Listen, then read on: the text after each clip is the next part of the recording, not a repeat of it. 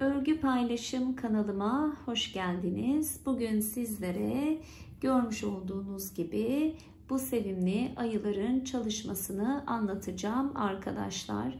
Daha önce bir salopet elbise çalışması yapmıştım ve onun cebine bu ayıcı bir maskot olarak yerleştirmiştim. Şu sıralar atkılarda, berelerde, hırkalarda ayıcıkları çok fazla görmekteyiz. İster hazır peluş ayıcık kullanabilirsiniz, isterseniz amigurumi ayıcık örebilirsiniz. Bugün de bu ayının çalışmasını yapacağız. Bu ayı nispeten diğerine göre biraz daha küçük. Çünkü ben arkadaşlar yapacağım çalışmayı biraz daha küçük bir ayıya ihtiyacım olduğu için daha ince bir ipten ördüm. Ama diğer ayıyla sayıları birebir aynıdır. Sadece ipi farklıdır. Biraz daha büyük olmasını istiyorsanız daha kalınca bir ip, biraz daha küçük olmasını istiyorsanız daha ince bir ip. Aslında çok da büyük bir fark yok arada. Çok küçük bir fark var ama dediğim gibi ipten dolayı farklılıklar olabiliyor. Şimdi arkadaşlar sizler de eğer hazırsanız bu güzel ayının çalışmasına birlikte başlayalım. Arkadaşlar ayıcığımız için 3 farklı renk ipe ihtiyacımız var. İplerimiz koton ipler ama ayıcığımızın boyutu küçük olacağı için kalın ipler kullanmıyoruz. Daha ince kalınlıkta bir koton ip kullanıyoruz. Birinci rengim ayıcığımızın tüm vücut parçalarını oluşturacak olan ana rengim. Beyaz rengimi ağız kısmında kullanacağım. Siyah rengi ise gözlerini, burnunu işlemede kullanacağım. Tığ olarak arkadaşlar 2 numara tığ kullanıyorum. Ve bir tane ilmek ayracımız mutlaka olmalı. Eğer ilmek ayracınız yoksa gövdenin renginden farklı bir renkte bir ip parçası kullanabilirsiniz. Onu yürüterek yerinizin karışmamasını sağlayabilirsiniz. Ve boncuk elyaf'a ihtiyacımız olacak içini doldurmak için. İlk olarak arkadaşlar kafamızla başlayacağız. Şöyle diğer malzemelerimizi kenara çekelim. Sihirli halka yapıyoruz. Ben videolarımda amigurumi çalışmaları yapmıştım. Amigurumi çalışmalarında birçok şeyi detaylı anlatmıştım. Burada sadece genel hatlarıyla anlatacağım. Şöyle sihirli halkanın içerisine bir zincir çekiyorum ve 6 tane sık iğne yapıyorum. 2 3 4 5 ve 6 tane sık iğne yaptıktan sonra sihirli halkamı kapatıyorum. Bu bizim birinci sıramızdı. Şöyle kameramı biraz ayarlamak istiyorum. Şimdi ikinci sıramıza geçiyoruz ve burada artık ilmek belirleyicimizi kullanmaya başlayacağız. İkinci sıramızda her bir sık iğnenin tepesine 2'şer tane sık iğne yapacağız ve böylelikle 6 olan sık iğne sayısını 12'ye çıkarmış olacağız. Birinci sık iğnem hemen 2 tane sık iğne yapıyorum ve birincinin tepesine ilmek belirleyicimi takıyorum ki yerim karışmasın. İkinciye geldim, yine 2 tane yapıyorum ve 4 oldu. Üçüncüye geldim, 2 tane aynı yere batarak sık iğne yapıyorum, 6 oldu. Tekrar yandaki sık iğnenin tepesine 2 tane sık iğne yaparak 8 tane sık iğne elde ettim.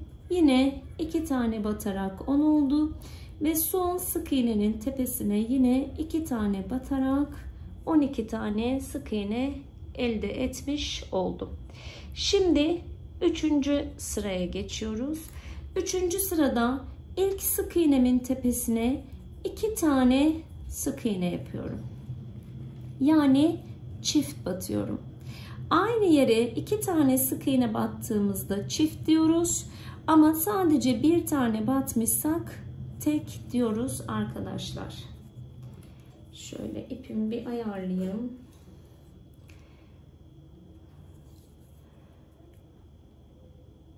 Evet, burada bir tanesini yanlışlıkla söktüm ipimi çekerken. Birincisinin tepesine ilmek belirleyicimi takıyorum. Şimdi iki çiftimi, yani bir çiftimi ördüm. 2 tane bir araya. Şimdi tek örüyorum. Bir tane. Yandaki sık iğnenin tepesine 2 tane batıyorum. Yani bir çift örüyorum. Sonra bir tane yan tarafa tek örüyorum. Yan sık iğneye geçtim. Üzerine çift örüyorum. Yan sık iğnenin tepesine tek. Bir tane çift. Bir tane tek. Bir tane çift. Çift dediğim yerde aynı yere batıyoruz. Bir tane tek.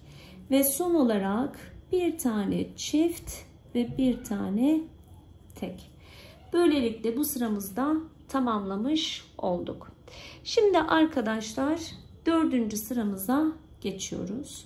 İlmek belirleyicimi çıkartıyorum ve ilk sık iğnemin tepesine 1, 2 tane sık iğne yaparak bir çift oluşturmuş oluyorum ve birincinin tepesine ilmek belirleyicimi tekrar takıyorum.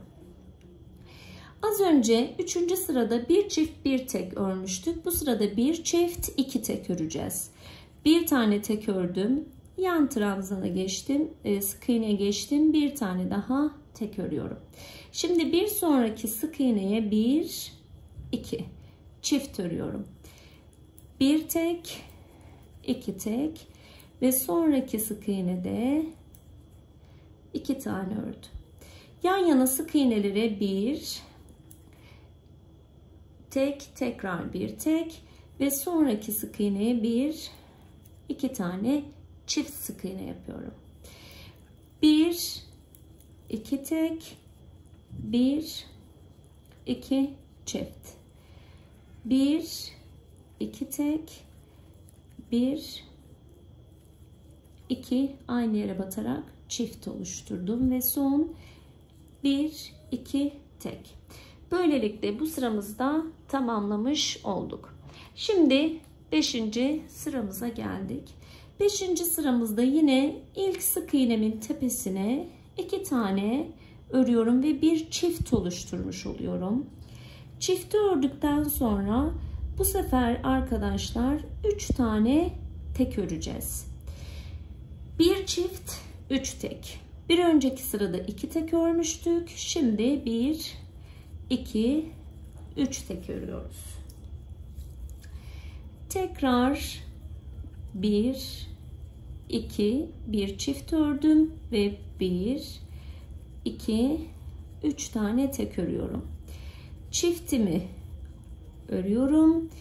1, 2, 3 tane tek örüyorum. 1, 2 aynı yere batarak çift örüyorum. 1, 2, 3 tane tek örüyorum.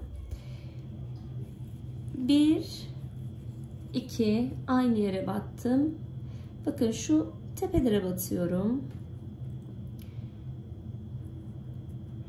Çiftimi oluşturdum. Şimdi 1, 2, 3 tekimi örüyorum. Son kez çiftimi yapıyorum. Aynı yere batarak ve 1, 2,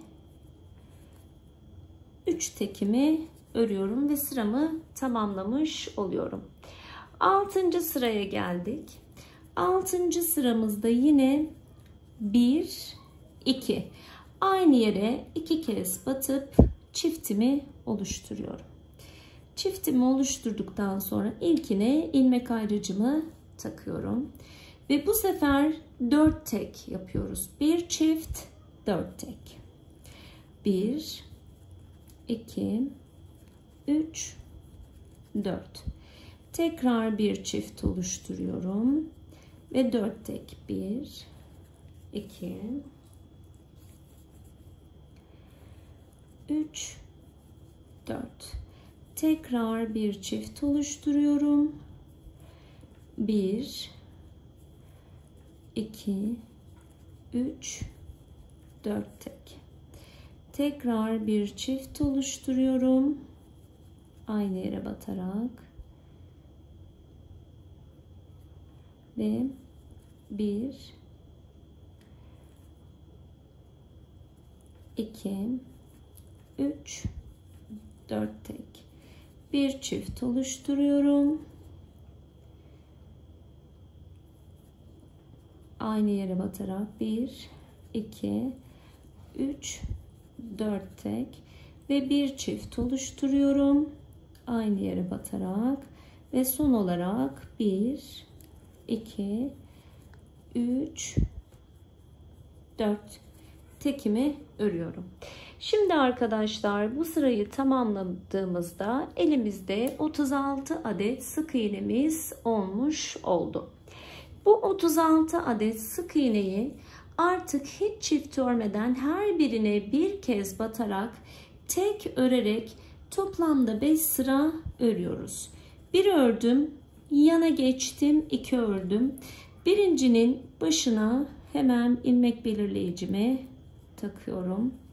Yan tarafa geçtim, bir tane örüyorum, 3 oldu. Yan tarafa geçiyorum, bir tane örüyorum, 4 oldu. Her birinin başına bir tane. 5, 6, 7, 8, 9, 10. Bu şekilde saya saya sıra sonuna kadar geleceğim. Böylelikle 36 sık iğnem varsa bir yanlışlık yapmamışız demektir arkadaşlar. Ve bu bizim birinci sıramız. Evet, bu şekilde tüm sık iğnelerimizin tepesine batarak birer kez sıramı tamamlıyorum. Benle birlikte aynı şekilde yaptıysanız zaten 36 tane sık iğneniz olmuştur. Ama bazen gözümüzden kaçabiliyor. Birine atlayıp diğerine batabiliyoruz. Bu anlamda da saymamız doğruluğu açısından iyi olacaktır.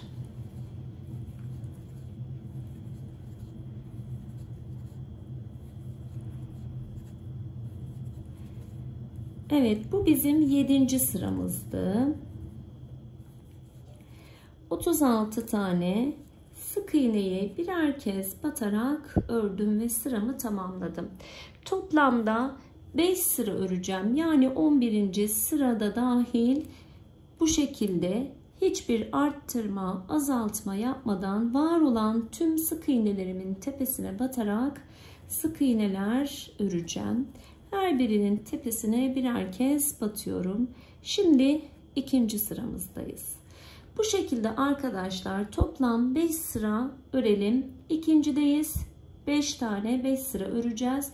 Toplamda buradan saydığımız andan itibaren de 11 sıra olmuş olacak. Toplamda 5 sıra ördüm. Bakın kafası bu şekilde artık oluşmaya başladı. Şimdi azaltmalara geçeceğiz. Bir tane azaltacağım. Azaltma yaparken şuradaki ilk kanatları alıyorum. Bana bakan taraftan bir bundan aldım. Bir de bundan alıyorum ve ikisini birlikte sık iğne yaparak örüyorum. Böylelikle azaltmamı yapmış oldum. Bir tane azaltma yapıyorum. Bir azaltmadan sonra arkadaşlar tek öreceğim 4 tane. Şimdi bir azaltmamı yaptım. Hemen sonraki trabzandan 1, 2, 3, 4.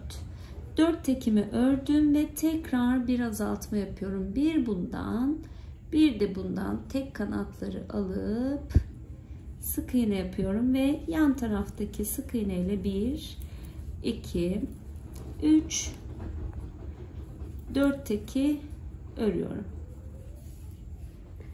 Şimdi tekrar bir azaltma yapıyorum. İkisini bir alıyorum ve 4 tek örüyorum. 2, 3, 4. Şimdi tekrar azaltma yapacağım ve de 4 tek öreceğim. Bu sıramızı bu şekilde tamamlayalım. İlk azaltma sırasını tamamladık. Şimdi ikinci azaltma sırasına geçiyoruz. Yine ikisini bir araya alarak bir tane azaltıyorum. Hemen yerim karışmasın diye ilk ilmeğime ilmek ayrıcımı takıyorum. Şimdi 3 tane tek örüyoruz.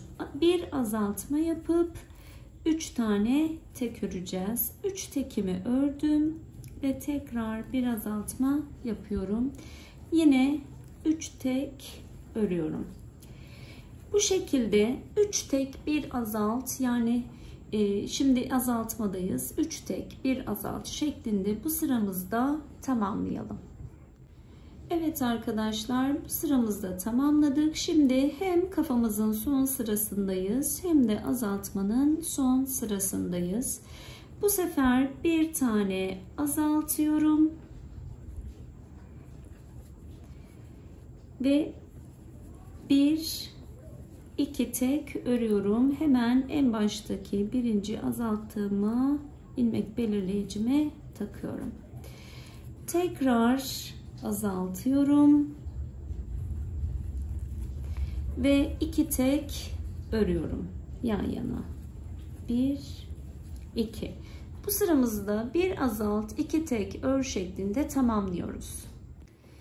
Sıramı tamamladım. Şimdi ilk baştaki ilmeğe kaydırma yöntemiyle geliyorum ve bir tane zincir çekip ipimi burada çok uzun kesmemize gerek yok. Çünkü gövdemizin ipiyle dikeceğiz. Normal bir şekilde ipimi kesiyorum. Ve bu şekilde kafamızı tamamlamış olduk. Şimdi arkadaşlar kafamızı hemen dolduracağız. Boncuk elyaflarımızla. Buradaki amacımız ayıcığımızı oluştururken tok ve sağlam durması için elyafları çok güzel bir şekilde doldurmak. Az doldurursanız ezilme olur, kötü görünür, şekilsizleşir. O yüzden çok sıkı sıkı, çok iyi bir şekilde doldurmamız gerekiyor. Ben şimdi biraz dolduracağım size göstermek için. Ama dikiş işleminden önce muhakkak tekrar kontrol edeceğim. Şöyle.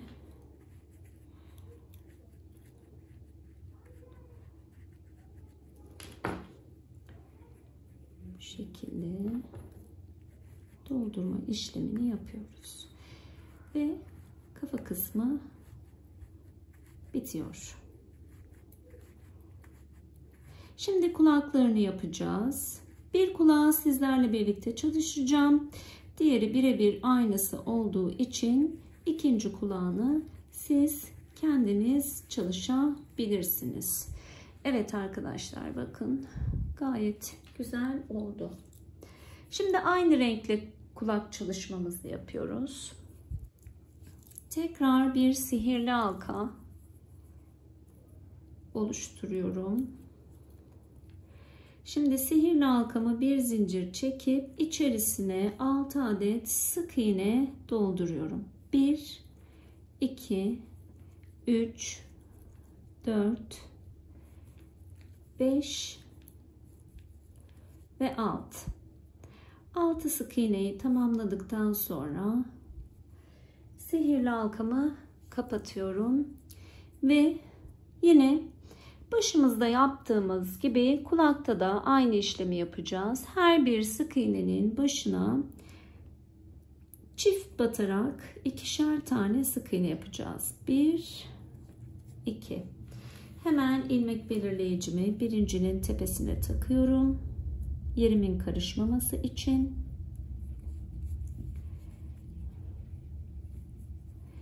Bir, 2, 1, 2, 1, 2. Hepsine ikişer tane batarak 6 adet olan sık iğnemi 12 adete çıkartıyorum. Ve son ikisini de yaptım. Şimdi arkadaşlar hemen bu sırada azaltma işlemlerine başlayacağız. 2 tanesini bir araya alarak azaltacağız. Burada ne yapıyorduk? İlk kanatları ikisini bir araya aldım ve bir sık iğne yaptım. Hemen sık iğneme ilmek belirleyicimi takıyorum. Sonra burasını bakın bu şekilde bana doğru getiriyorum.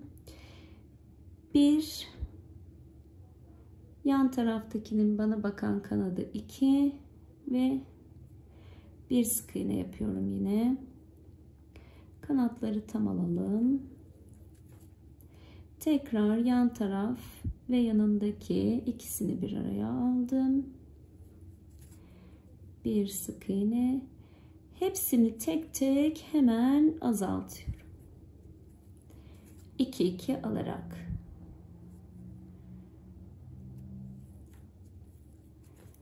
Ve son bunun da ilk kanadını aldım. 2 ve bir zincir çekiyorum. İpimi biraz uzunca kesiyorum. Çünkü bu iple kulaklarımızı dikeceğiz arkadaşlar. Burada kaydırma yöntemi yapmadım, uygulamadım. Ama isterseniz şöyle bir zincir çekmeden hemen buraya kaydırma yöntemiyle de kapatabilirsiniz. Burayı kulak hemen dikeceğimiz için çok da önemli değil arkadaşlar. Kaydırma yöntemiyle birleştirsek de olur, birleştirmesek de. Kısa ipini içerisine yerleştiriyorum. Ben önceki ayıcık çalışmamda içine küçücük bir elyaf koyup şöyle tığımın tepesiyle bastırıp bu şekilde dikmiştim. Ama bunda kulağı doldurmadan birlikte buradan ilk önce burayı dikip sonra da bu şekilde yatık bir şekilde içini doldurmadan buraya monte etmeyi düşünüyorum. Siz istediğiniz gibi yapabilirsiniz. İster böyle monte edin bütün şekilde, ister birleşik bir şekilde. Kulağımızdan 2 adet yapıyoruz. Ben bir tanesini örmüştüm. Bir tanesini de sizlerle birlikte ördük. Kulaklarımız 2 adet hazır. Şimdi arkadaşlar ağız kısmına geçeceğiz. Ağız kısmımız ise beyaz ipli olacak. İplerimizin kalınlığı hepsinin eşit olması gerekiyor. Yine bir sihirli halka oluşturuyorum. İçerisine 6 tane sık iğne. 5 ve 6 sık iğne yaptıktan sonra sihirli halkamı kapatacağım. Burada sanırsam ipi tuttum. Şöyle tekrar yapalım.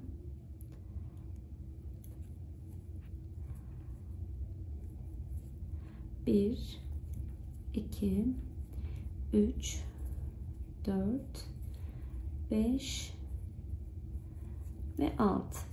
6.'yı yaptıktan sonra sihirli halkamızı kapatıyoruz. Şimdi arkadaşlar üzerine hemen sık iğne çalışmalarımızı yapacağız. İlk sık iğnemin tepesine 2 tane sık iğne yaptım. Şimdi ikinci sık iğnenin tepesine 2 tane, tekrar 2 tane, yine 2 tane, bu şekilde 12 tane sık iğneyi tamamlıyoruz. Her bir sık iğnenin tepesine çift batarak 12 tane sık iğnemizi yapmış olduk. Arkadaşlar şimdi 3. sıradayım. 3. sırada 3 tane tek öreceğim. 1 2 3. Birincinin tepesine hemen ilmek belirleyicimi takıyorum. 3 tek ördükten sonra 3 tane yarım trabzan öreceğim. Yani bir doluyorum yarım trabzandan. bu şekilde hepsini birlikte çekiyorum. 1 doladım. Hepsini birlikte çektim. 2 doladım. Hepsini birlikte çektim. 3. Bu 3 tane yarım trabzanı yaptıktan sonra yine 3 tane sık iğne yapıyorum. 1 2 ve 3. Şimdi tekrar 3 tane yarım trabzan çalışacağım. Tek tek. 1 doladım. Yan taraftan 2 ve doladım. Yan taraftan 3. Bu şekilde ağız kısmını bakın şöyle bir ovallik vermiş olduk arkadaşlar. Şimdi kaydırma yöntemiyle buraya birleştiriyorum. Bir zincir çekiyorum ve ipimi uzunca kesip dikme işlemi için ağız kısmını da bitirmiş oluyoruz. Bu şekilde ağız kısmımız da oluştu.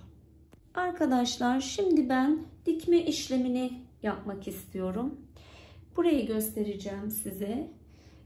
Dikiş işlemi için iğnemizi hazır edelim ve kafamızı dikelim. Gözlerini, ağız kısmını, işlemelerini birlikte yapalım. Daha önceden yapmış olduğum bir çalışma için kullandığım ayıyı arkadaşlar göstermek istiyorum. Bakın buradaki kulakları ben biraz diktim ve bu şekilde elyafla doldurup bu şekilde diktim. 1, 2, 3. sıraya kulaklarımızı yerleştireceğiz. Ama bunda elyaf kullanmayı düşünmüyorum. Bir tanesini birlikte dikelim. Siz isterseniz dediğim gibi elyaf kullanarak da yapabilirsiniz. Sadece ipini içine yerleştirdim. Burada arkadaşlar ilk olarak şöyle kulağı birbirine bir dikiyorum. Diğerinde bu şekilde birbirine dikmiyorsunuz. Sadece ördüğünüz sık iğnelerin tepelerinden birleştirme yapıyorsunuz. Burada yerimi belirlemek istiyorum. 1, 2, 3. Buradan başlayacak. Ve hemen karşısında 1, 2, 3. Şöyle baktığımızda iki kulağımız bu şekilde yerleşmiş olacak. Bu tam bunun üstüne gelecek arkadaşlar. Şöyle ipimi, iğnemi oradan geçiriyorum. Ve buradaki iğnemi çıkartıyorum. İlk kulağımı bu şekilde monte edeceğim. Hemen arkasından şöyle bir yerden takıp herhangi bir yerden iğnemi geçiriyorum. Sık iğnelerin arasından geçirirseniz kolay olur. İpimi çekiyorum. Evet. Şimdi geçirdiğim yerden tekrar ipimi geçiriyorum ki dışarıdan hiçbir dikiş izi gözükmeyecek. Buradan kulağa yakın bir yerden ipimi çıkartıyorum, iğnemi, ama hep arkadaşlar sık iğnelerin arasından yapacağız bu işlemi ve kulağımın en alt sık iğnelerinin tepesinden ipimi geçirerek iğnemi kulağı buraya sabitliyorum. Şimdi bu tarafa geçeceğim. Çünkü buraya da kulağı sabitleyeceğim.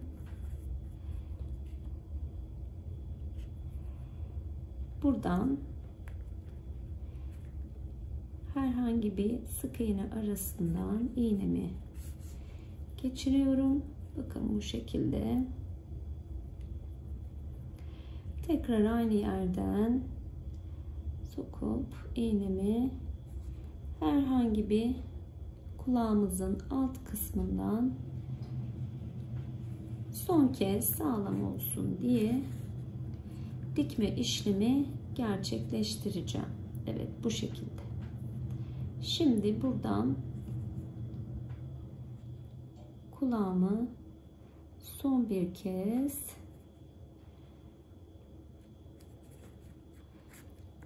dikerek dikme işlemini yatay bir şekilde tamamlamış oldum. Dediğim gibi isterseniz bu şekilde tombul da dikebilirsiniz.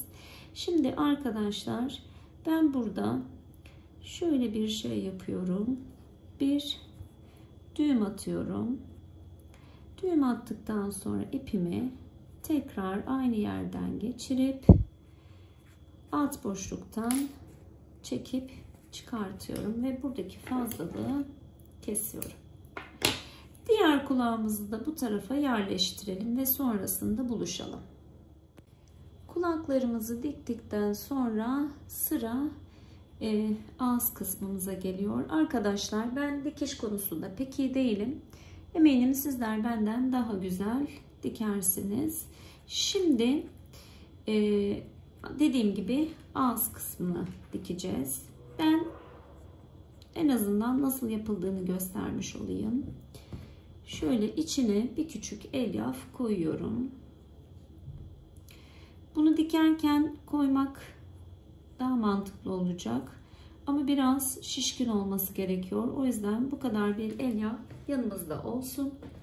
Şimdi ağzını ortalama şöyle baktığımız zaman tepeden 1, 2, 3, 4, 5, 6, 7, 8, 9. sıraya koymuşum.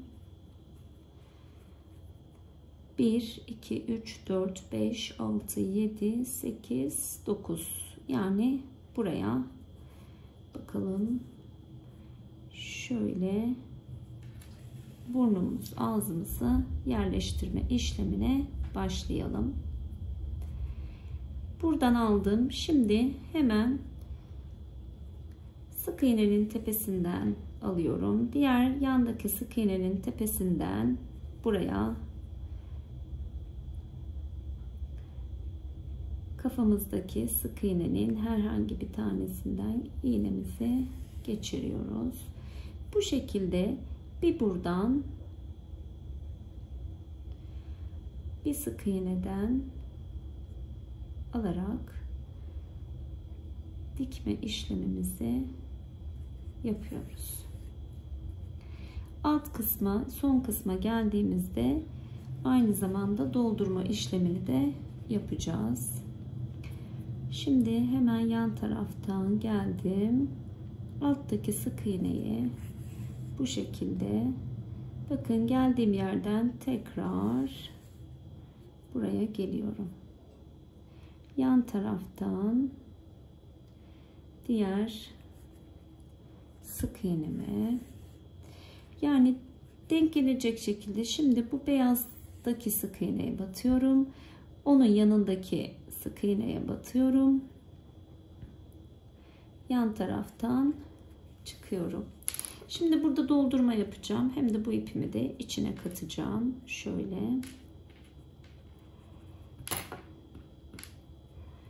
Elyaflarımızı buradan tığımızın yardımıyla içine dolduralım. Bunlar küçük parçalar olduğu için önceden doldurup dikmek zor oluyor. Dikim esnasında doldurmak gerekiyor. Evet. Bir küçük daha.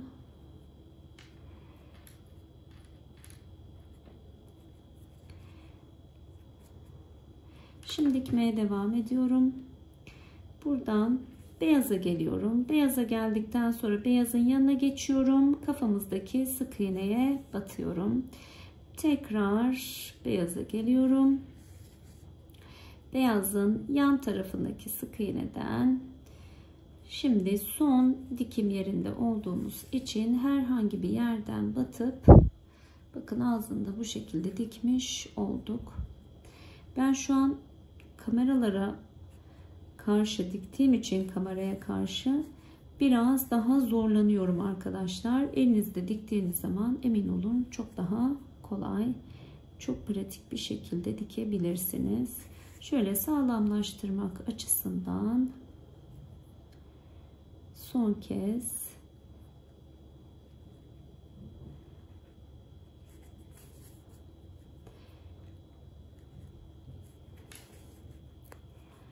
burada bir düğüm atacağım. Yine ipimi içeriden birkaç yerden geçirerek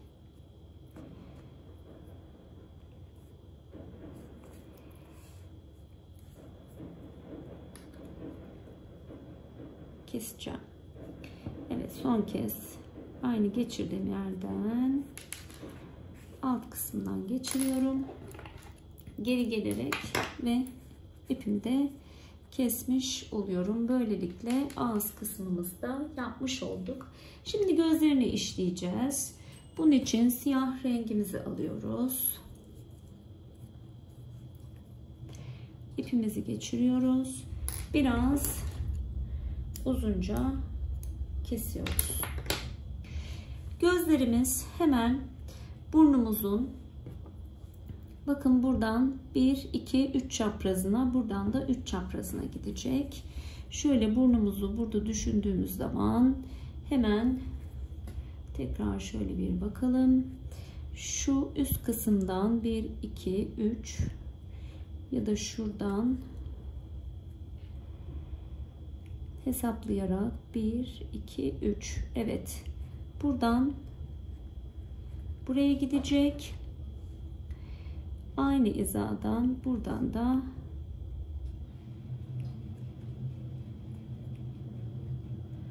buraya gidecek.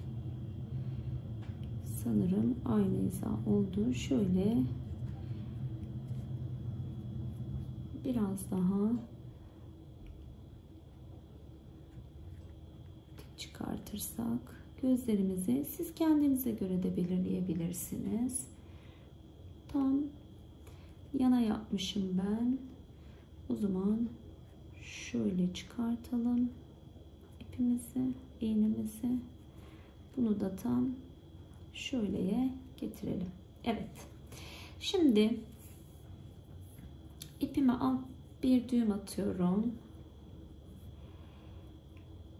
Biraz büyükçe. Ve alt kısımdan şöyle iğnemi ilk batırdığım yerden çıkartıyorum. Sonra bu iğnemin çıkış noktasına iğnemi geçiriyorum ve tekrar ilk noktadan geri geliyorum. Bu şekilde. Tekrar ilk noktaya geri geliyorum. Ve tekrar ilk noktaya geri geliyorum. 3 kez bu işlemi yapıyorum. Bu işlemi yaptıktan sonra hemen karşı tarafa geçiyorum. Aynı yerden geri gelip buradan gözümü iğnemin olduğu yerden batırarak işlemeye başlıyorum. Bu da diğer gözümüz.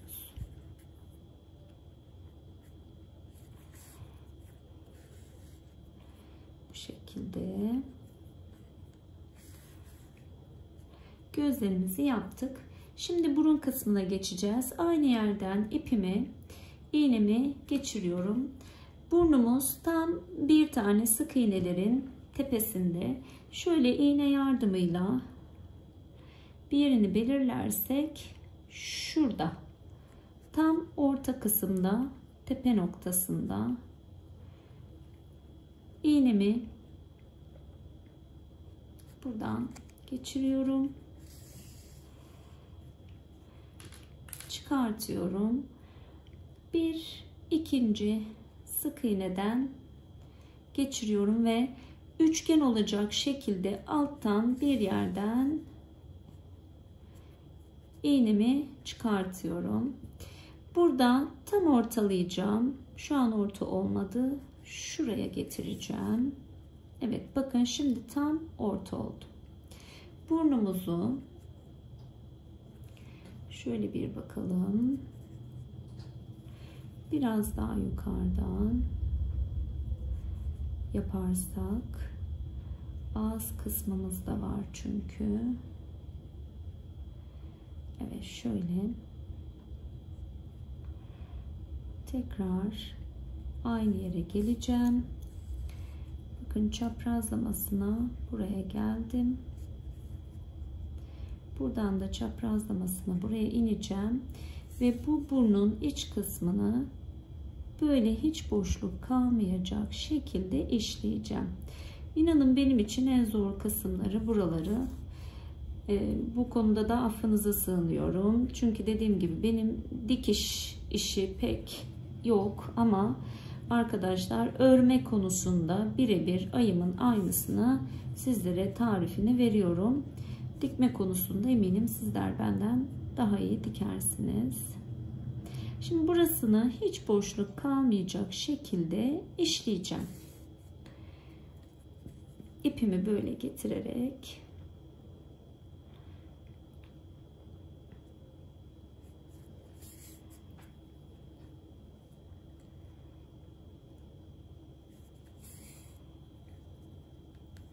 üst üste gelmesin, ona dikkat edelim. Zaten az kaldı.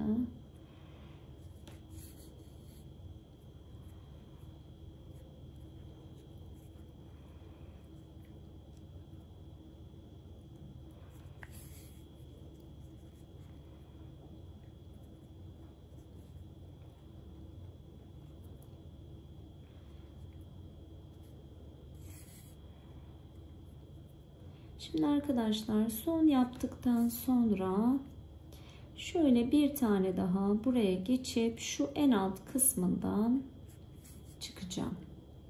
Evet. Burnumuzu böylelikle oluşturmuş olduk. Şimdi alta bir çizgi olacak şekilde küçük bir çizgi.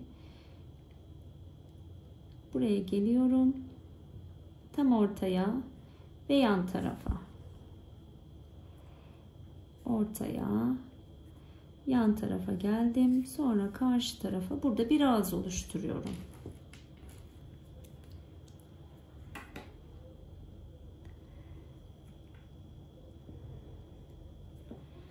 Oluşturduktan sonra evet, bakın şu ağız kısmını yapmış olduk. Şimdi ipimizi bir kere daha içinden geçirelim. Kayma yapmasın. Şuradan geçirdim. Aynı yerden batıp herhangi bir yerden çıkıyorum. Ve burada da ipimi kesiyorum. Ve benim için en zor kısım aslında bitmiş oldu. Evet arkadaşlar, ayımızın suratı oluşmuş oldu. İnanın şimdi bundan sonrası herkes için daha kolay. En azından benim için öyle. Dikme işlemlerimiz bitti. Gayet de sevimli oldu. Biraz zor diktim ama güzel oldu arkadaşlar. Şimdi vücudunu yapacağız ve onun için yine ana rengimizi alıyoruz. Gövdemiz için kafamızda şöyle dursun, bayağı emek ettik ona. Yine bir sihirli halka yapıyorum ve bir zincir çekiyorum. 6 tane sık iğne dolduruyoruz. 2, 3, 4, 5 ve 6 tane sık iğne yaptıktan sonra sihirli halkamı kapatıyorum. Şimdi yine üzerine, her birinin üzerine ikişer tane sık iğne yapıyoruz. 2 tane yaptım. Birincinin tepesine hemen ilmek belirleyicime takıyorum. 1, 2. Aynı yere çift batıyoruz. 6 tane olan sık iğnemizi 12'ye çıkartıyoruz.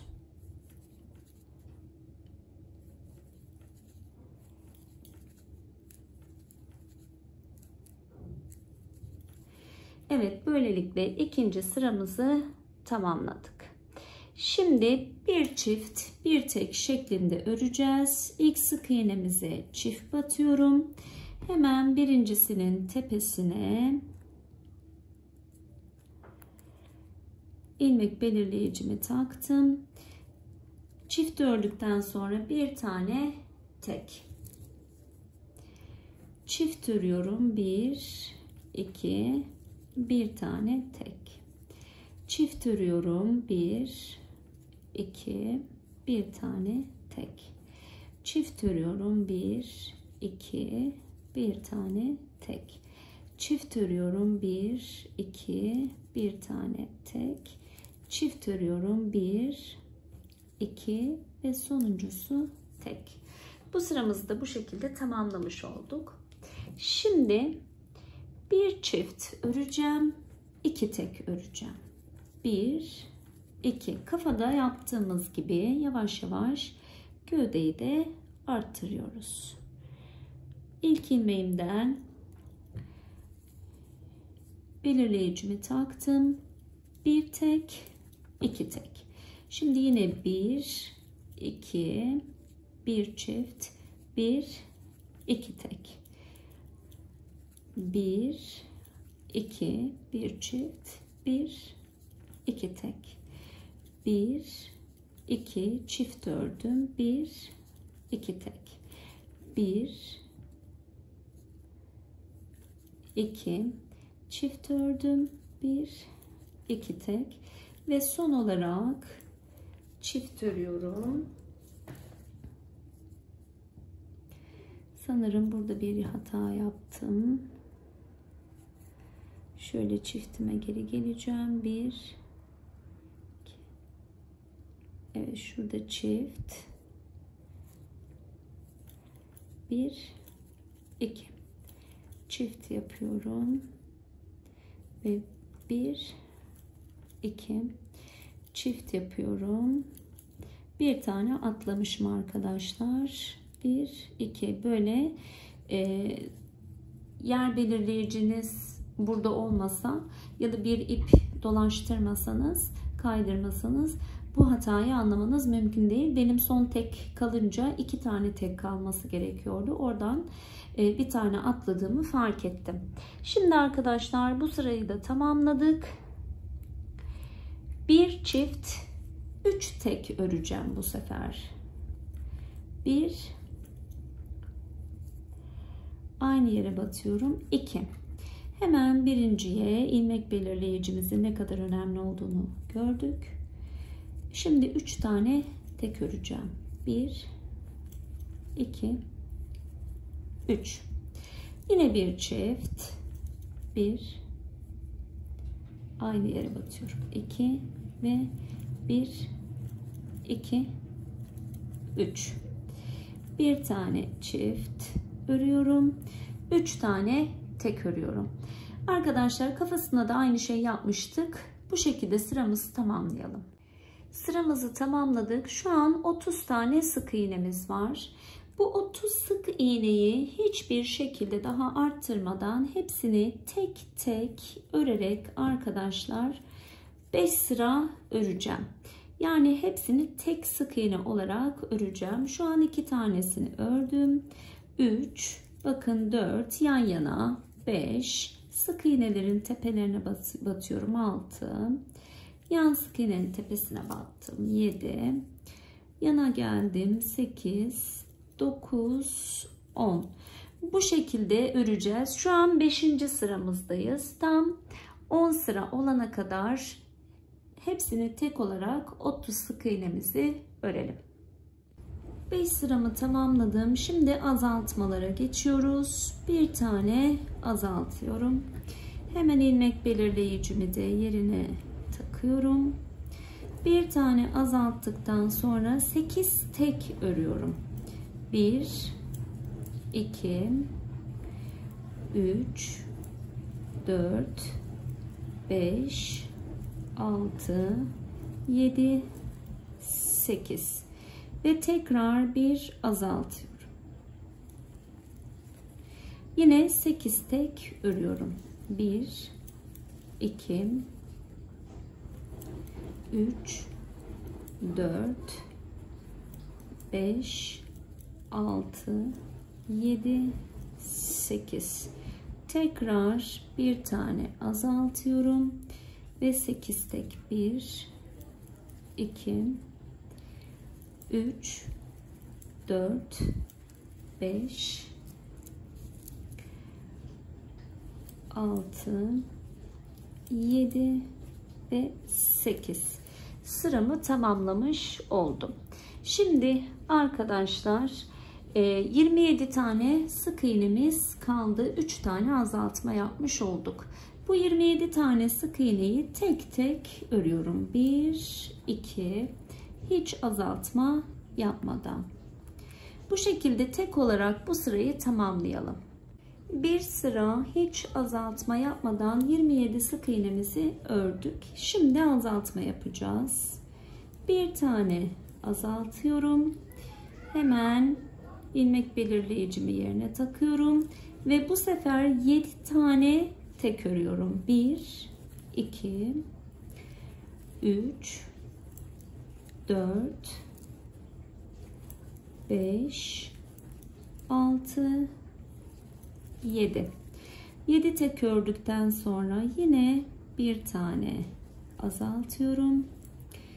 1 2 3 4 5 6 7 tek örüyorum.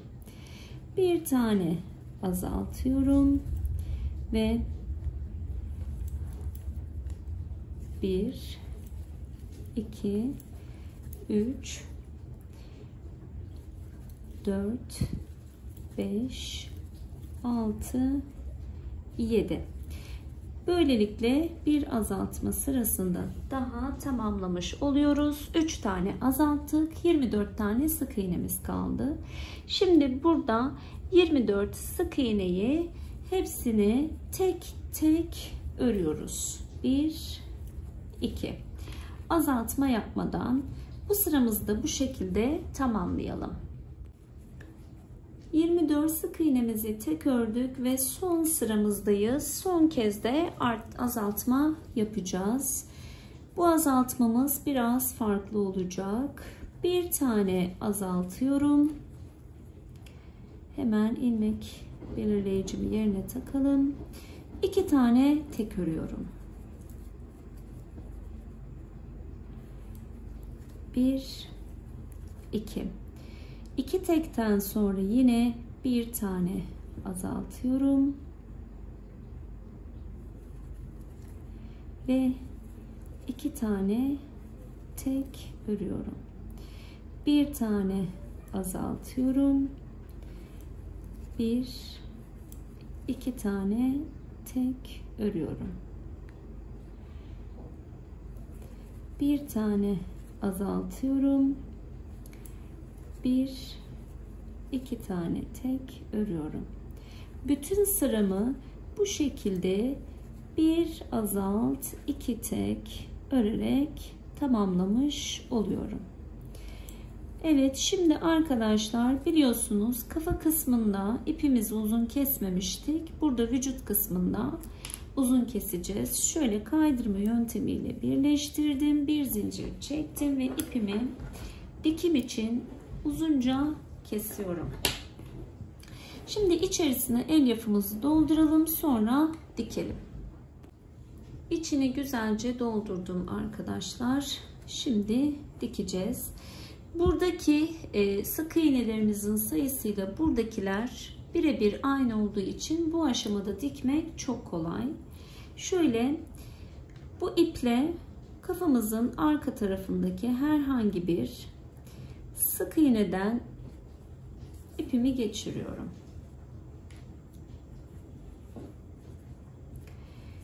Bakın bu şekilde.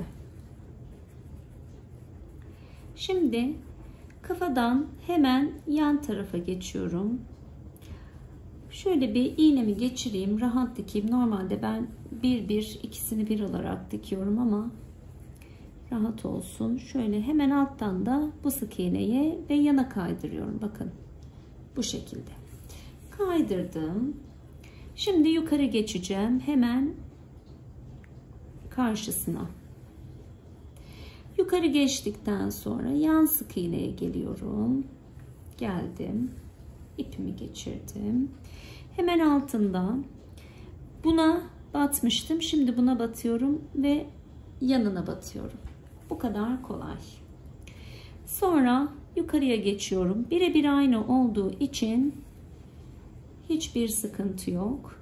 Bunun yanına geliyorum. Sık iğneme, iğnemi geçiriyorum. Şimdi alta geliyorum. Altta sıra bunda. Hemen yanından geçiriyorum. Üste geliyorum. Sık iğneme. yana kaydırdım. Bu şekilde. Şimdi alta, sıra bunda ve hemen yanından geçiriyorum. Üste geldim.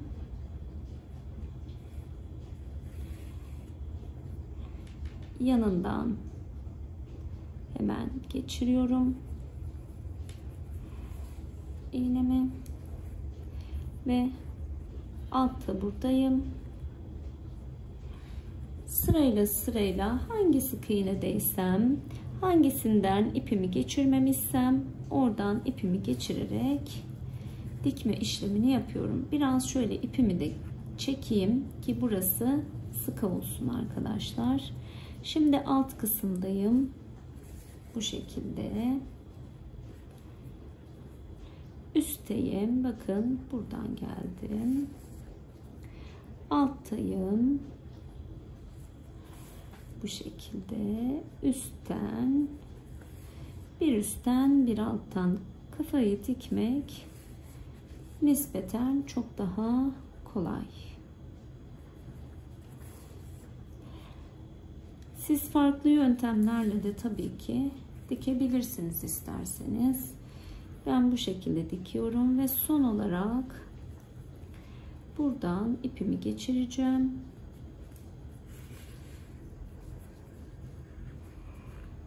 Şöyle bakın, kafamız çok güzel oturdu.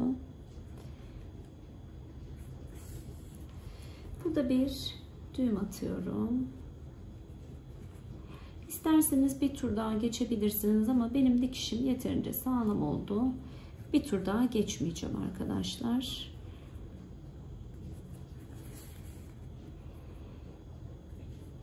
Bu şekilde.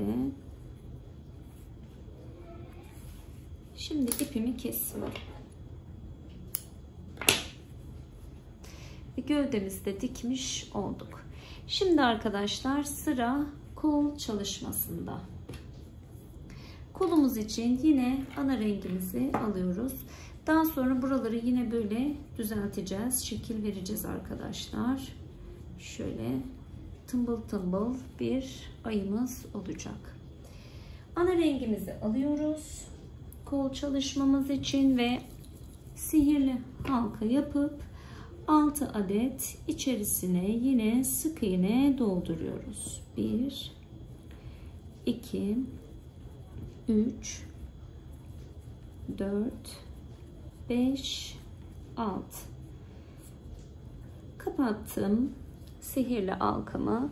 İçerisine her zamanki gibi 12 tane ikişer sık iğne yaparak, çift yaparak 12 tane sık iğneye çıkartıyoruz sayımızı. 2 çift örüyorum, 3 4 çift örüyorum, 5 aynı yere batarak 6 çift örüyorum,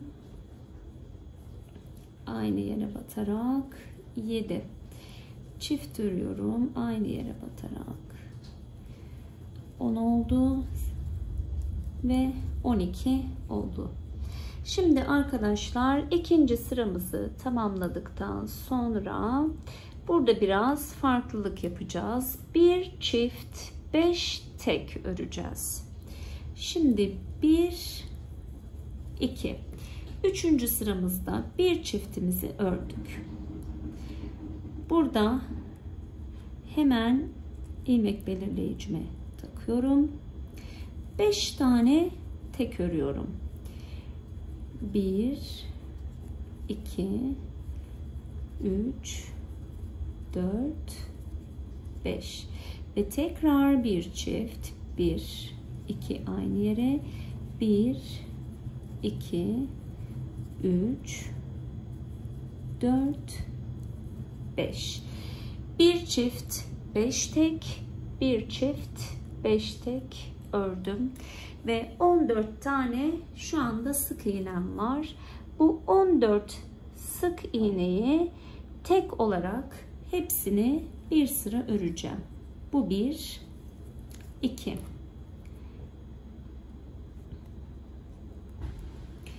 14 tanesini tek olarak örüyorum. 3 4 5 6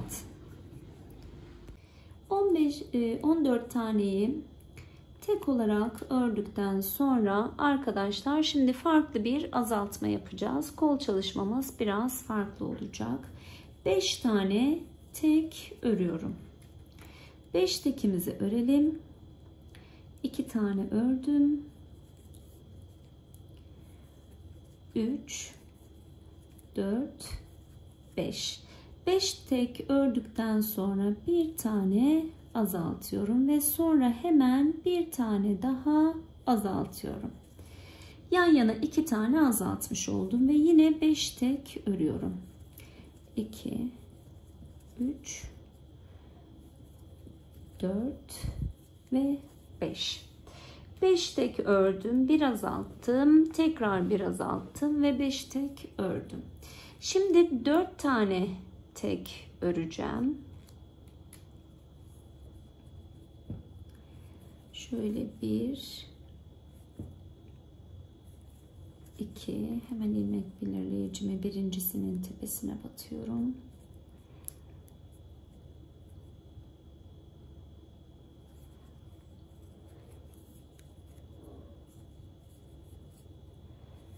Üç, 4 tek ördüm ve bir tane azaltacağım. Azalt. Yine yan taraftakilerin tek kanatlarını alarak bir tane daha azaltıyorum. Şöyle.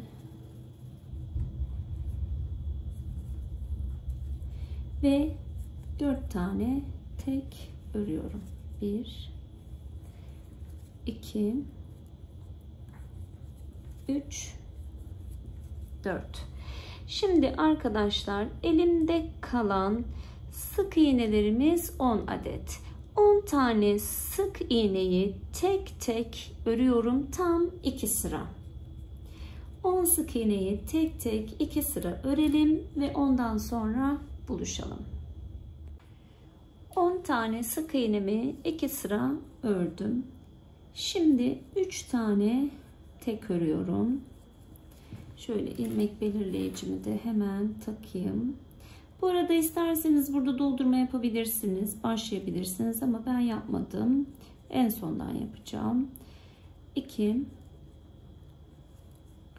3 3 tane tek ördükten sonra bir azaltma yapıyorum. Sonra tekrar bir azaltma yapıyorum. Ve yine 3 tek örüyorum.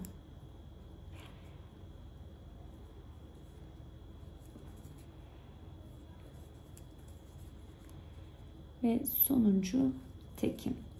Şimdi arkadaşlar 8 tane sık iğnem kaldı. Bu 8 tane sık iğneyi tek tek örüyorum. İlmek belirleyici kullanmayacağım. Sayacağım. 1 2 3, son sıramız olduğu için kullanmıyorum. 4 5 6 7 ve 8. 8.'den sonra kaydırma yöntemiyle birleştirip bir zincir çekip biraz da ipimi uzun tutarak kesiyorum. Ve birinci kol çalışmasını yapmış olduk. Bundan 2 adet yapacağız arkadaşlar. Kolumuzu dolduralım.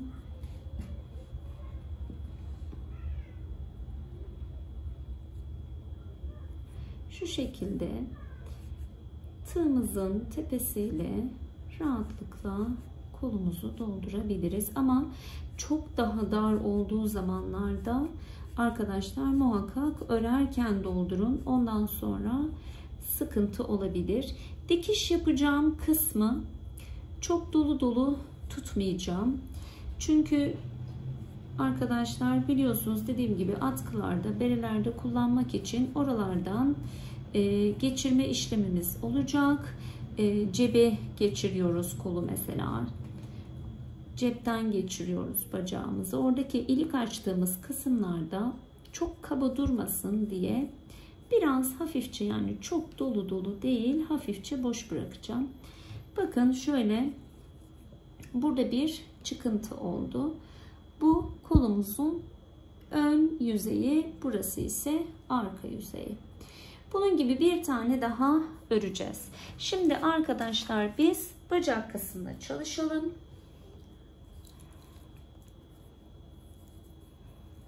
Yine bir sihirli halka yapıyoruz. İçerisine 6 adet sık iğne dolduruyoruz. 3, 4, 5 ve 6. Sık iğnemi kapatıyorum. Sanırım orada sık iğne, sihirli halkayı da ördüm. Şöyle tekrar yapalım. 1, 2, 3, 4, 5, 6 ve sık iğneyi sihirli halkamızı kapattık. Şimdi üzerine çifter örüp 12 tane sık iğne elde edeceğiz. 1, 2. Sihirli halkama ilmek belirleyicimi yine takıyorum. 3, 4, 5, 6, 7, 8, 9, 10, 11 ve 12. 12 tane sık iğnemizi yaptıktan sonra 3. sıramızda yine bir çift bir tek öreceğiz. Şöyle çiftimi hemen örüyorum. Artık biraz bu kısımda hızlanıyorum arkadaşlar. Çünkü hep aynı mantık, bir tek, bir, iki, bir çift, bir tek, bir, iki, bir çift, bir tek, bir, iki ve tek, bir, iki ve tek, bir, iki ve tek. Şimdi diğer sıraya geçiyoruz. Burada farklılaşacak arkadaşlar. 4 tane tek örüyorum. Şöyle 2,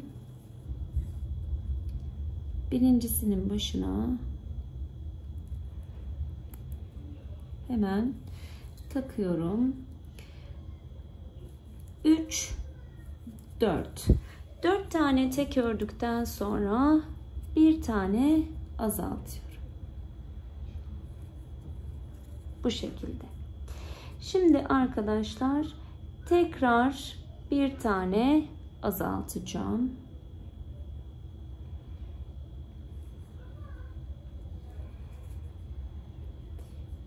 Ve tekrar 4 tek öreceğim. Pardon, şöyle ikinci azaltmamı geri alıyorum arkadaşlar. 4 tek ördüm, bir azalttım. Şimdi 4 tek örüyorum. Özür dilerim. 1, 2, 3, 4. Tekrar bir tane azaltıyorum.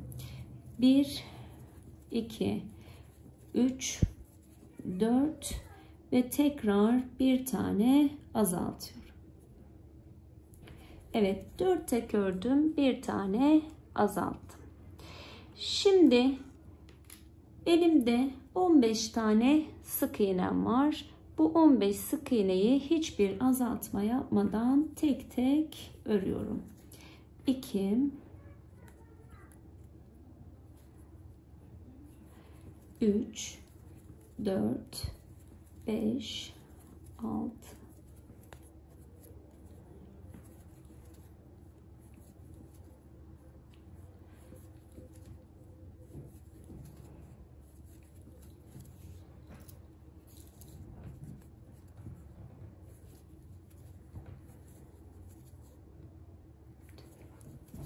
Evet, 15 tane sık iğnemi tek tek ördüm. Şimdi 3 öreceğim, bir azaltacağım.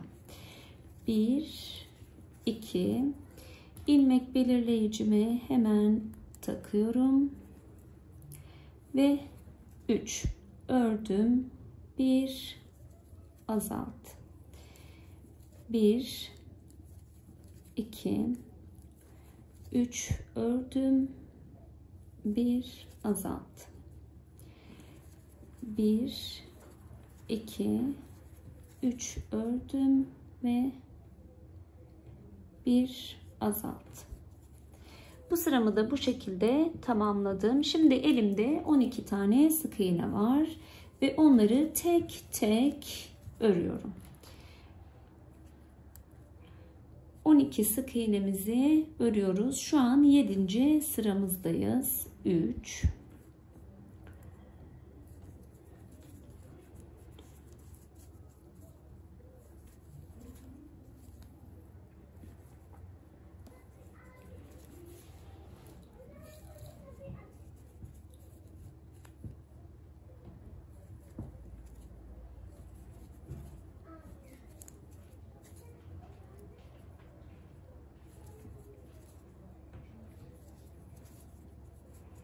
Evet, 12 tane sık iğnemizi ördük. Şimdi az önce yaptığım hata aslında burada olacaktı arkadaşlar. 4 tane tek örüyorum. 1 2 3 hemen birincinin başına takayım. 3 ve 4. 4 tane ördükten sonra bir azaltıyorum.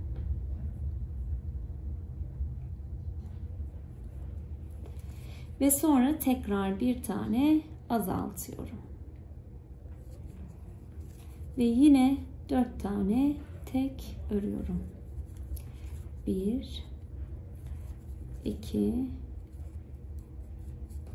3 ve 4. Şimdi arkadaşlar 3 tek öreceğim.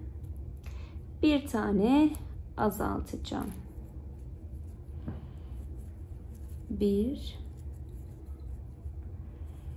2 3 hemen birincinin tepesine ilmek belirleyicimi takıyorum ve bir tane azaltıyorum. Küçüldükçe ilmek belirleyici ile birlikte örmek zor oluyor. İp kullanırsanız renkli ip kolay olacaktır. Bir tane azalttım. Tekrar bir tane daha azaltıyorum. Aynı kol çalışmasında yaptığımız gibi. Şimdi 3 tek örüyorum arkadaşlar. Bunu alacağım. Zaten 3 tane tekim kaldı.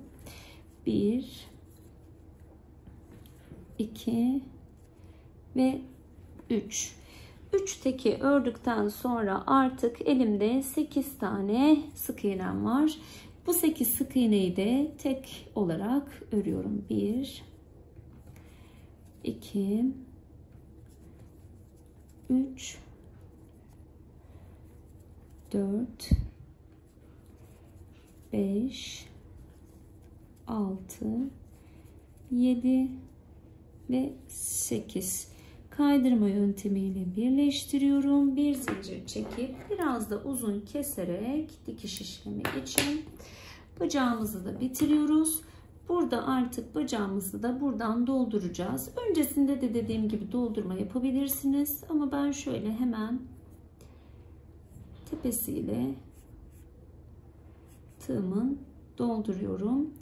En uç kısmını dikeceğim kısmı yine biraz boş bırakacağım. Arkadaşlar bu şekilde dolduralım.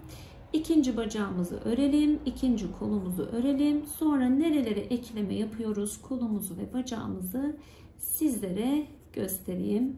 Orada sizlerle buluşalım. Arkadaşlar ayımın kollarını, bacaklarını diktim. Burada kollarını dikerken kulaklarından hiza aldım ve 1, 2, 3. sık iğneye kollarının üst kısmını monte ettim. Bacaklarını da ayaklarıyla bacaklarında kollarıyla aynı hizada olacak şekilde buradan 1 2 üçüncüye üst kısmı gelecek şekilde monte ettim. Dikiş işlemini burada tekrar göstermedim çünkü zaten kafasını birlikte diktik, kulaklarını birlikte diktik, burnunu birlikte diktik. Aynı mantıkla buraları da diktim arkadaşlar. Burada bu ayımızda isterseniz aksesuarlar yapabilirsiniz. Ben diğer ayıcığımı göstermek istiyorum. Onda böyle bir atkı aksesuarı yapmıştım. Bunda da arkadaşlar atkı yaparken uzunca bir zincir çektim. Boynuna dolanacak şekilde ve üzerini yarım trabzanlarla tamamladım. Şimdi iki ayımda boyut farkı var. Bunun sebebi aslında sayılar birebir aynı ama kullandığım ip bunda daha ince, bunda ise daha kalındı. Bu o yüzden biraz daha küçük oldu. Burada ipinizin kalınlığı, inceliği gerçekten ayınızın boyutunu etkiliyor. Ben biraz da küçük bir ayı olsun istedim. Çünkü yeni yapacağım çalışmada biraz daha küçük bir ayıya ihtiyacım vardı. O yüzden sizlere tarifini verirken kendim biraz daha ince ip kullanarak arkadaşlar küçük bir ayı elde etmiş oldum. Aslında sayılar, ölçüler birebir aynı. Sadece dediğim gibi ip farkından dolayı bir boyut farkı oluyor. Sizler de bunu dikkate alarak daha kalın iple örerseniz biraz daha büyük, daha ince iple örerseniz bu boyutlarda bir ayı elde edebilirsiniz. Çalışmamı beğendiyseniz lütfen beğeni tuşuna basmayı unutmayın arkadaşlar. Ve bir sonraki çalışmamızda görüşmek üzere. Kendinize iyi bakın. Hoşça kalın.